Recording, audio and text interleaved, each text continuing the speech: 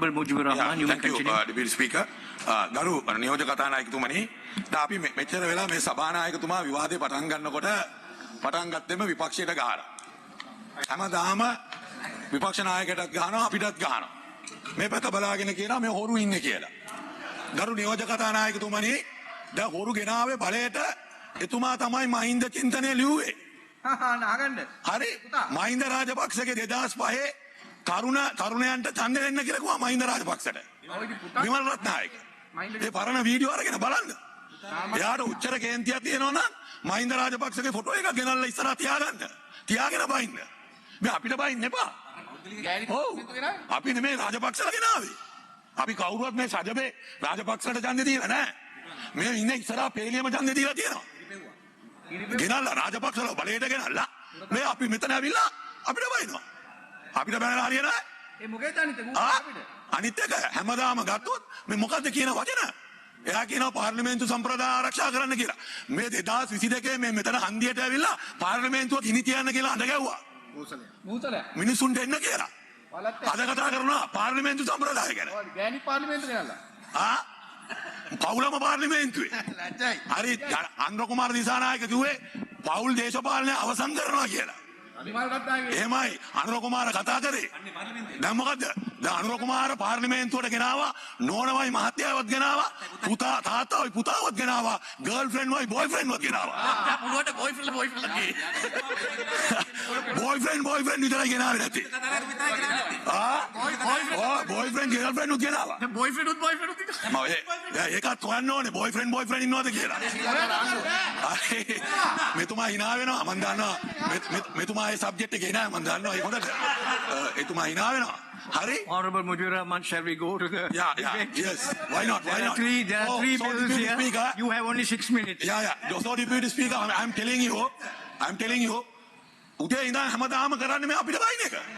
ඊළඟට හවසට අපි පාර්ලිමේන්තුව පහමාර්ටි වල යනවා නම් පැයක් දික් කරනවා. දික් කරලා බයිනවා අපිට. මේ මොකද මේ? මේ අපිට බයින්නද පාර්ලිමේන්තුව ආවේ? අන්තිම මේ කතානායක හරි මේ ඇවිල්ලා අපිට බයින්නද පාර්ලිමේන්තුව මෙයාව ගෙනාවේ? මේ ඇවිල්ලා දැන් අවුරුද්දක ගිහිලා හැමදාම බයිනවා. අපි දන්නේ නැහැ ගෙදර මේ නෝනත් එක තරහ වෙලා එනවාද කියලා හැමදාම උදේට. ඇවිල්ලා අපිව දැක්ක ගමන් අපිට බයිනවා. මේක මාර වැඩක් නේ. නේද? අපි අහන්නේ බෑ. නෝනා එක ඔරොප්පු වෙලා එනවනම් නෝනා එක බලා ගන්න ඕනේ ගෙදර. නෝනා බලන්නේ එන්න කරන්න බෑ. ඔව් මේ ඇවිල්ලා මෙතන වාඩි වෙච්ච ගමන් විපක්ෂ නායකයෝ දැක්ක ගමන් අපිව දැක්ක ගමන් නිකන් නෝනාව දකිනා වගේ අපිට බයිනවා. Honorable Mujibur Rahman. ඔය ඉතින් කතානායකතුමා අනිත් එක එතුමා කිව්වා half of your time. නෑ එතුමා කිව්වා මේ පාසල් ශිෂ්‍යයෝ ගැන කියන්න ඕනේ. එයාට දුකයිලු.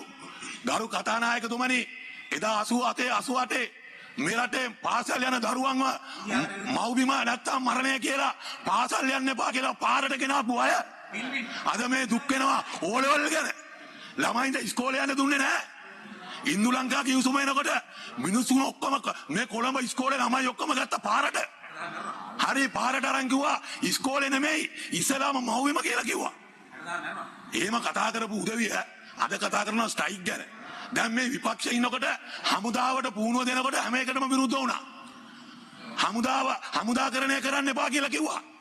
කියලා දැන් අද කියනවා හමුදාව ඇයට මේ කෝච්චිය ලවන්න පුරුදු කරන්න ඕනේ. Honorable Mujibur Rahman, 2 more minutes. Right. අද කියනවා කෝච්චිය ලවන්න පුරුදු කරන්න ඕනේ. එදා විපක්ෂයේ ඉන්නකොට කිව්වා හමුදාකරණය එපා කියලා. මේ මොකද මේ? දැන් අපිට තියෙන ප්‍රශ්නේ තමයි මෙතුමන්ලා හැදෙන එකට අපි සන්තෝෂයි.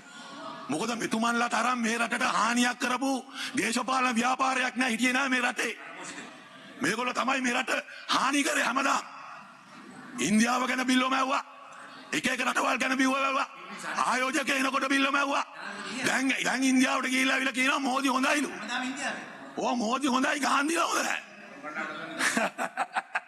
එදා ගාන්ධි එනකොට හොඳ නෑ. දැන් මෝදි හොඳයි. නේද? ඒ හින්දා මේ දෙපිඩි දේශපාලනයෙන් මේ රටේ ජනතාව මේගොල්ලන්ව ගලවගත්තා. ඒක ඇත්තටම අපි සන්තෝෂ වෙන්න ඕනේ මේගොල්ලන්ට ආණ්ඩුව දීපු එක ගැන. මොකද දැන් අපිට තේරෙන්නේ එදා හිටපු කට්ටිය නෙමෙයි මේ ඉන්නේ කියලා. නේද? දැන් හොඳට ලස්සනට බඩවල් ඇවිල්ලා V8 වල යනවා. හොඳට අයි ගන්නවා කොණ්ඩේ. පිඹුර වගේ දැන් හොඳයි. ඉස්සරහෙම හිටියේ නෑනේ. හරි එයා නම් ඉස්සර ඉඳන්ම තමයි. එයා ඉස්සර අපේ පක්ෂයට පුව කෙනෙක්. හරි ඒ වැරදිලා ගියේ ඔය පැත්තට. හරි ඒ හින්දා ගජරු කතානායකතුමනි මේ කතානායකතුමාටත් අපි කියන්න කැමති මේක නවත්තන්න. එතුමා නැගිට ගමන් මයික් එක ඔන් වෙනවා. මම වැඩ කරන්නේ. ඔව් කතානායකතුමාගේ මම්මත වැඩ කරන්නේ නැහැ.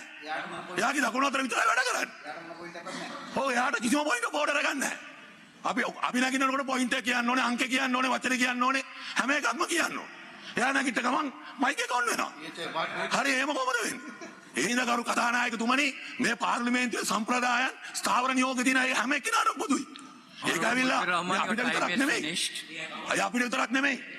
අපිට විතරක් නෙමෙයි. එයාටත් කියනවා. ඒ හින්දා අපි කතානායකට කියනවා ඉඳගෙන. එයා පාලනය කරගන්න. පාලනය කරන්න බැන්න කතානායක යන්න മന്ത്രി කෙනෙක් ඇටියට. ඔබතුමා වාඩි වෙන්න ඕකේ. ඔබතුමා ඊට වඩා හොඳට පාලනය කරනවා. හරි ඔබතුමාට ඒ ශක්තිය තියෙනවා. මේ කතානායක එයා නැගිට ගමන් එයා මූණ බලපු ගමන් කතානායක වෙනස් වෙනවා. හරියට මේ කතානායකගේ තාත්තා වගේ එයා. ඒ හින්දා ගරු කතානායකතුමනි අපි පැහැදිලිව කියනවා මේ විපක්ෂයට නිතර චෝදනා කරලා මේ විපක්ෂයේ කටවල් වහන්න විපක්ෂ නායකව වඩපා කරන්න ඒක හිතන්න එපා. මතක තියාගන්න ජනවරම කියලා කියන්නේ ගලේ කොටපු එකක් නෙමෙයි. ජනවරම කියන්නේ ගලේ කොටපු එකක් නෙමෙයි. ඒක වෙනස් වෙනවා. ඕගොල්ලෝ වගේම දඟලපු කට්ටියක් හිටියා 2019 බලයට ඇවිල්ලා. අන්තිමට මොකද වුනේ? අවුරුදු 2කින් යන්න වුණා. මොකද මතක තියාගන්න. අවුරුදු 2කින් යන්න වුණා. උතන හිටියා ඕගොල්ලන්ගේ මේ ආණ්ඩු පක්ෂ සංවිධායක වගේම කෙනෙක් හිටියා. ජොන්ස්ටන් ෆර්නෑන්ඩෝ. අම්මට උඩ එයා කෑ ගැව්වේ පුටු උඩ නැගලා. පුටුවෙන් කුස්සලා ගැහුවා. ඔය වගේමයි. හරි දෙවනි නෑ. Honorable Mujibur Rahman, you have finished. You have exhausted your extra time. කතානායකතුමනි එහෙනම් අපි ආණ්ඩු පක්ෂයට එකක් ගරු කරනවා. ඔබතුමාට ජනවරම ලැබිලා තියෙනවා. ඒක අපි පිළිගන්නවා. ඒ ජනවරම අවභාවිතා කරලා විපක්ෂය අඩපණ කරන්න එපයි කියලා අපි ඔබතුමාලට කියලා මගේ කතාව අවසන් කරනවා.